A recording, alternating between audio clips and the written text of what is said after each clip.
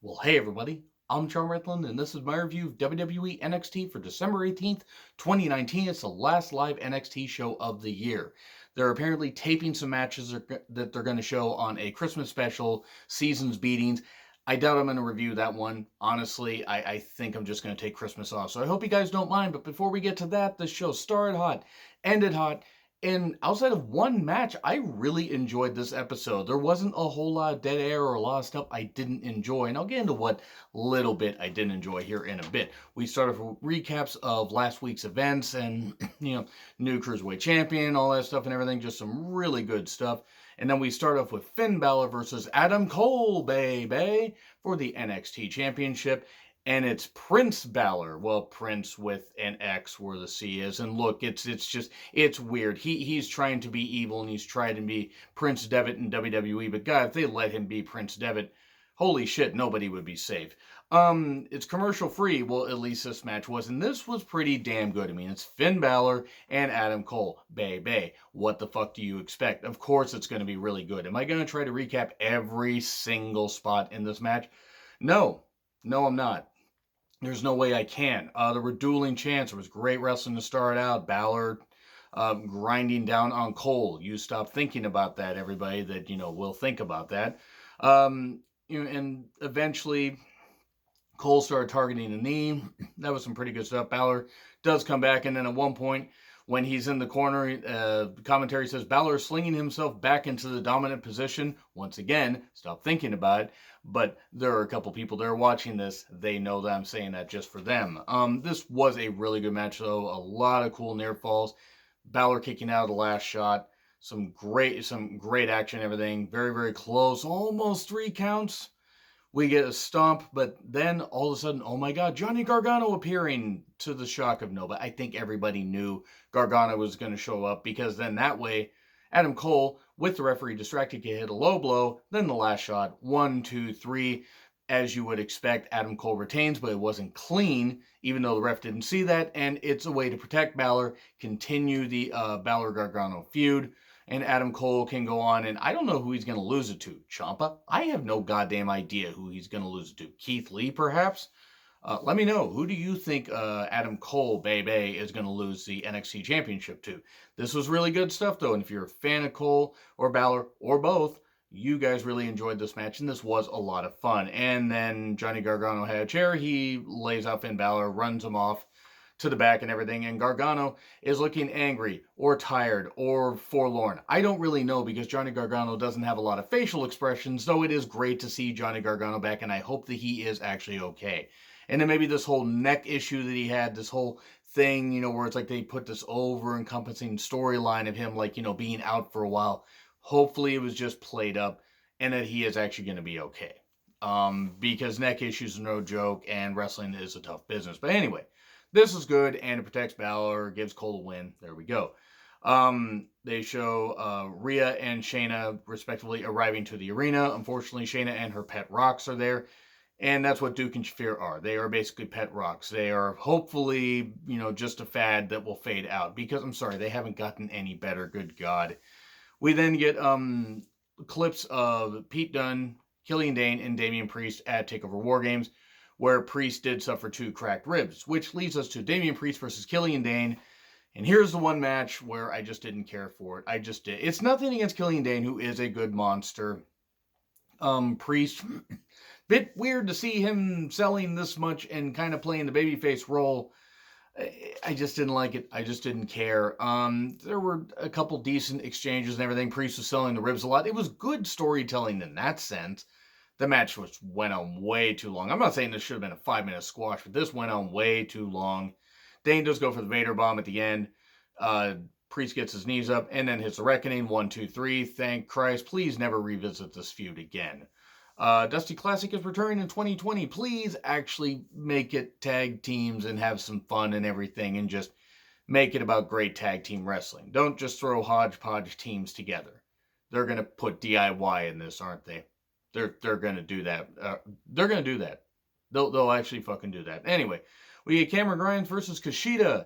This built up the whole thing after the last couple weeks, and especially when Kushida took Cameron Grimes' hat, which, Cameron was upset about losing first to Raul Mendoza. Almost said Raul Menbroza, because I tend to make so many bro puns it pops into my head. And Kushida took the hat, and that was kind of funny. It led to a lot of memes and everything, including my friend Noah. They keep sending me, screenshots of him of Kushida wearing the hat. But anyway, and thankfully more than the hat. So we have Kushida with some nice wrestling. And Kushida, if you've only seen this stuff in NXT, I encourage you guys to check out New Japan World, please. I only got to see live the first the last 13 months of his New Japan career, but please, you're doing yourself a disservice. Easy for me to say, if you don't get a chance, if you don't check out some of Kushida's New Japan stuff. Guy's absolutely tremendous, and he's doing well here. Him and Grimes have two very different styles, but it was really good stuff. Grimes has taken over a lot of groundwork and working on the back of Kushida. Kushida does target the arm soon after. The fucking, backflip into that delayed German suplex by Grimes is just a freaking thing of beauty. This was a really good match. This picked things up after Priest and Dane, which just, again, didn't really impress me. There was a unique flip pin off the top by Kushida. For 3, it was a 2, but it was kind of a almost botched 3 count. But suddenly the cave-in stomp, 1, 2, 3, and Cameron Grimes pins Kushida and gets his hat back, and there was much rejoicing all over the world. Also, there was a moment during this match where Cameron's tights got pulled down a little bit, and we almost saw Cameron's swamp ass. If I have to think about these things, you have to think about them. If I have to think about these jokes, then you're going to picture them as well. So anyway, we then get an Io Shirai video package where she says, "Don't you dare take your eyes off me, Io. There is not a person on this earth that would be dumb enough to take their eyes off you." Moving on. Io Shirai versus Santana Garrett. Io roams in a dark place. I'm going to just let you guys imagine how, what I picked. Better yet, don't. Don't try to leap into my mind, but let's just say a lot of jokes were made that I can't put on here. So, some good strikes, though. I like Santana Garrett. I think she's very good. I think she got in a lot of good offense on Io. But this was no doubt going to be Io's night. Io ended up hitting that beautiful moonsault. 1, 2, 3. I mean, she would hit other moves and then lead to the moonsault, but she got the victory. And that was good. That was good stuff. It was a nice way to get her over and give Santana Garrett a chance to shine. We then get NXT versus NXT UK Worlds Collide plug. I don't know if I'm going to watch that. I might be going to a concert that night. It depends. I don't know. I might watch Worlds Collide. I'll talk to Derb at some point. That's 5, 6 weeks down the road. 5 weeks. Also want to make mention really quickly that for those of you guys that watch the reviews, I will be reviewing SmackDown solo. And if you guys are expecting NXT, or not NXT, but New Japan Road to Tokyo Dome reviews, it's likely they're either going to be, night 1 and 2 will be delayed, or I'm just going to bunch night 1, 2, and 3 all together and just have them in one giant review on Saturday. Because I'm simply too busy and I'm working a whole lot. And I hope you guys understand. I'm sorry I'm a little bit tired here. But anyway, guys, let's get back to this review. This was a fun show so far. And then we get to Dunn versus Banks. Thankfully, Pete Dunne versus Travis Banks, not versus Sasha Banks. Because otherwise, Dunn would have to snap her fingers and then snap her weave. I'm going to take every opportunity I can to make fun of Sasha's weave. I'm sorry. I mean, not that I know anything about hair, but anyway, so it was a good match. It was, as you would expect with these guys, it was really goddamn good. Travis Banks, probably the best I've seen Travis Banks look in months. Now, what little bit I've been able to catch of NXT UK for a while, like the weekly, Travis Banks has had good showings and everything. This is where everything seemed to really click for me. He's had other good performances since being in NXT UK, but this really worked. This is where him and Dunn just found that magic. The match may have gone on a couple minutes too long. That being said, it was still a very, very good and very well-worked match. Beautiful drop kick and drop kicks like in the corner, and then a cannonball, and then a dive. Some really good stuff. That DDT countering out of the bitter end by Banks, that was beautiful.